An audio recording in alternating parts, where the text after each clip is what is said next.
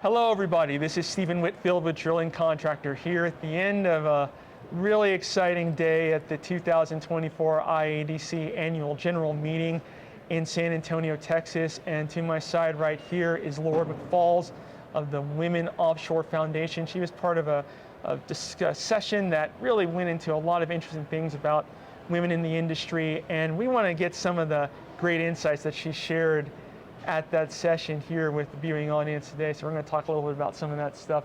So Laura, thank you so much for joining me today. Yeah, thank you for having me. And it was an honor really to get the opportunity to speak in front of this crowd today and really share with them about Women Offshore, what we do, and some of the ways that we've seen companies be really successful to get more women into roles offshore and into energy and oil and gas. So it's interesting, you kind of brought up kind of how we want to, what we want to talk about here in this interview. First of all, talking about women offshore, and it seems like you guys do some fascinating work, and we just want all of our viewers out there to kind of know, what is this foundation, what do you guys do?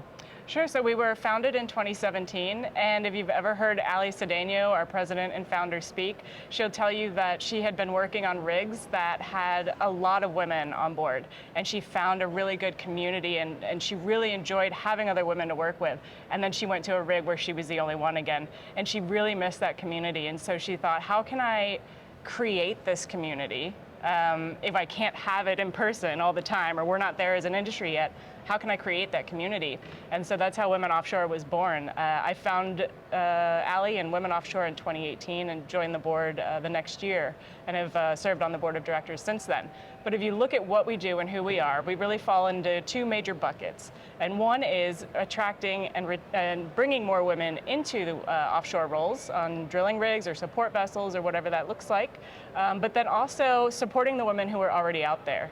And we've found that there's some pretty unique challenges and things that we didn't really realize as an industry that we were going to run into years down the road. So we've got mentoring programs where we make sure that women, especially new women to the industry, whether they're just graduating or like me, they found the industry later in life, we want to make sure that they've got support. And if their companies don't have a formal mentoring program, there's space for them in our mentoring program, which currently is 250 to 300 women around the world. And we are global, but we are registered as a 501c3 in the United States.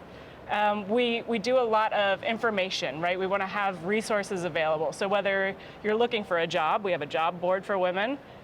We also have different things like what to pack for your first trip offshore, because nobody told me that. And it was really awkward, and I didn't want to ask my male manager what I needed to pack. So just making sure that we're giving people the tools that they need to go out there and be successful. And I think it's really important to be able to provide those things for the community. We also have just a Facebook community where women can kind of say, oh, I'm having this problem, have you seen this before? Or I need to get this credential, but I'm not sure how to go about it.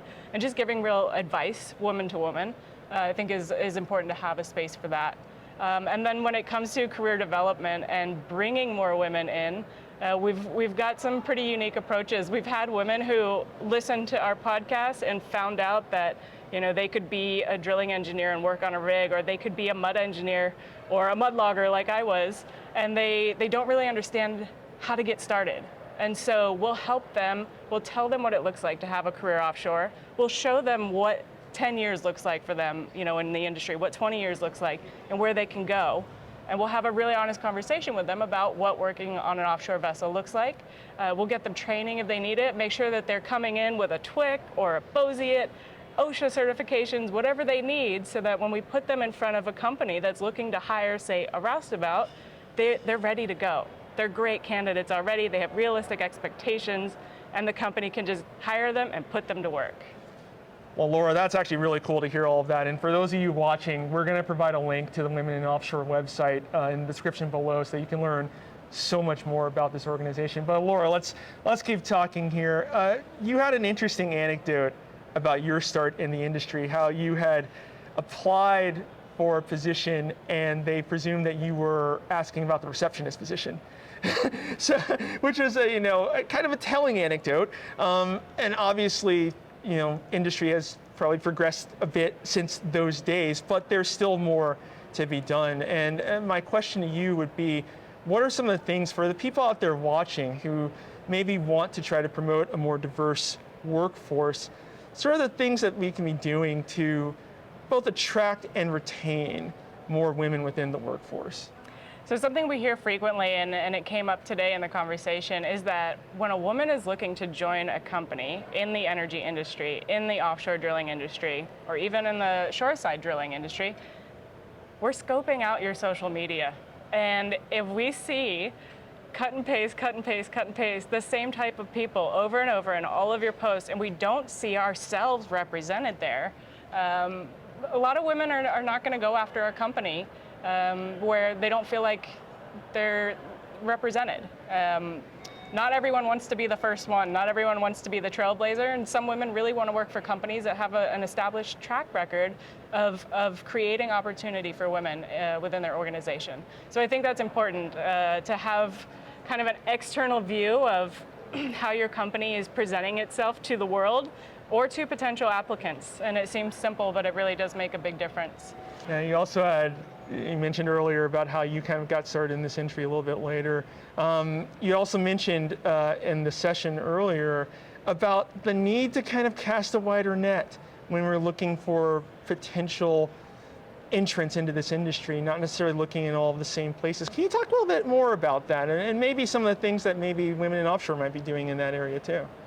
So I think one thing that's important to consider when we talk about hiring in an inclusive way, I don't want every woman to be working on a rig or a platform or jackup, because not everyone is well suited for that. And that goes for men and women. I have seen men that made it one hitch and said, I am never doing that again. But I've also seen women go out there and realize it's not for them. Something that Jamie Elrod and I both talked about very passionately a couple weeks ago was that we never want to be seen as the diversity hire. We want to be seen as the woman that's out there and kicking butt and really doing a fantastic job.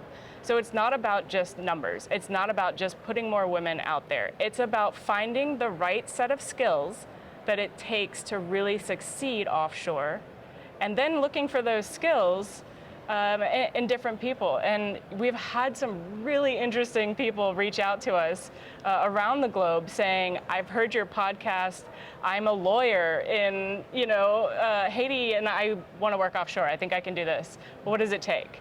And that's when we can have a really interesting conversation with them and say, okay, let's look at your skill set. And then let's look at some jobs that maybe will line up, that you already have the skills you needed to be successful in. But it's not about we're not just grabbing petroleum engineers and saying, you got to go work offshore. It's about identifying specific skill sets and putting people in different roles out there where they can really succeed and contribute to the industry and to their individual companies. Well, Laura, it's fantastic. Great to hear all of that. You and Jamie Elrod, the co-host of the Flipping the Peril podcast, if she's watching out there too, you guys gave a lot of really great insight into this, and this is just something that really is valuable for the industry. So we appreciate it. Thank you so much. Thank you. And thank you for visiting Drilling Contractor.